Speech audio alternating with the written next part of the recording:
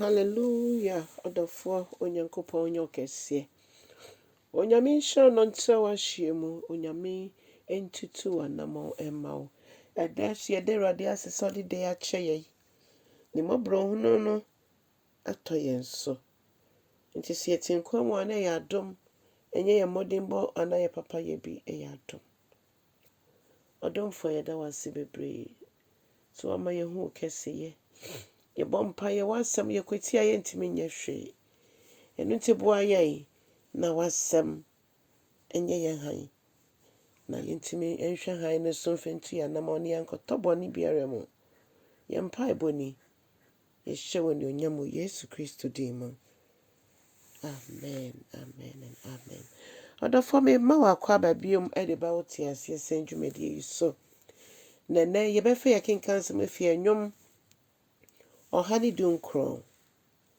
So the enim no eye enwom bi a ewa yiye. Ni chichemu ohani eduonu enkron edikosi oha ni eduesamiensa. Psalm 119 verses 129 to 133. Edofo yenti Awurade asem. Ose Awurade wo mmra no wawa. Na enye wawa se me tinka se me di wo mmra eso. Eno kwasem se nyame asem de nyame asem wawa. Nyame asem tumi wom, nyame asem nam chense kenu fenu.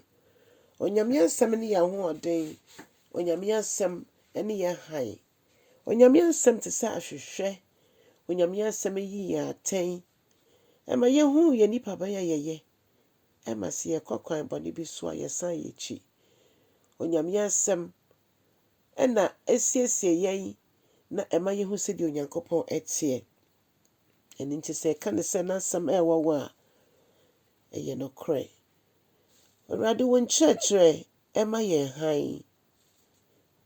Ekosi se yempo a ye beka ne se ye papa hwe akwafo ye nkrofo a nanka yenkan ye enka ho no wona mo asem so ama ye ni aba ye ho so. Wama nia obra ne ho ase no ate wasem ase. Ya nanka yenka adehidie ho akwan bia so. Wama ya safata bi wasem no emugidie no ama yensu abe ahimani chefa ne fafafo. Enu nti ye pere se Awurade ye benya wasem. Ye benya wo mmra nsem.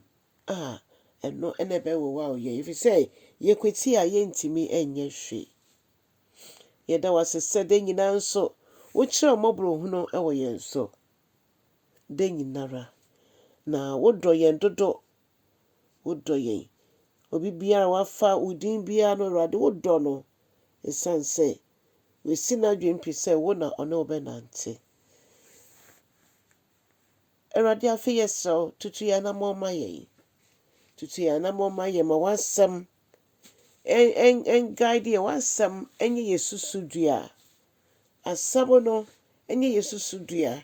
Asem no endima ye nkama ye. Asem no kaya de ho to so a esi ye yie. Wa wo ye nokwafo a wo de wasem ba ebegye. Na masem no so na tutu ya na mo ema ye nenso. Awurade boa ye na ye kan wasem so yente ase. Me yehu se ye ne wo na enye nkitahudie. Me yehu se ye ne wo ena etu anamo. Onokwafo Jesus a wo kasa ade nyina wie peye no. Enadue na mo asem so kasa kire ye. Na mo asem so me yehu se ye tumi a wo di adom ye. Ampa asem no mutumi no enna manipa fa hodie. Nti eda wase wo sa akonye ya wo di adom ye. Na onam Yesu so nso abekire osoro kwan. Boa ye ne ntimi ndi nokrama wo kwa wiye. Awurade no sane wani onyemu a ye mu biara anya oyeraba. Na emom yakosowara adol. Na osanso wa me ate asese bebi a wo no ehwa na yenso so ye betena. Wo pese ye ba ho. Enu nti Awurade ye da wase. Wo se bebi a ya krade ye wo ne ho ne akoma wo. Awurade, wo ne yɛ agyapadeɛ. Wo ne yɛ agyapadeɛ kɛseɛ. Ti baabi a wowɔ no, ɛhɔ na yɛn nso yɛpere sɛ yɛbɛba. Yɛda wo ase sɛ woayɛ no saa ama yɛn. Na wobɛkora yɛn mu. Ɛsiane sɛ wote yɛn mu na yɛn nso yɛte wo mu. Nti wobɛtutu yɛn anam ama yɛn. Ɛwɔ Jesus Christ din mu. Amen. Ɔdɔfoɔ kyɛ asɛm no, na yɛn nyinaa yɛtumi de heaven a yɛbea a yɛdi dan kwa a ɛnni awieeɛ. Ma foforɔ ɛnyɛ nhyira ɛnnɛ. Ɛwɔ Yesu Kristo din mu. Amen. Ɛne amen.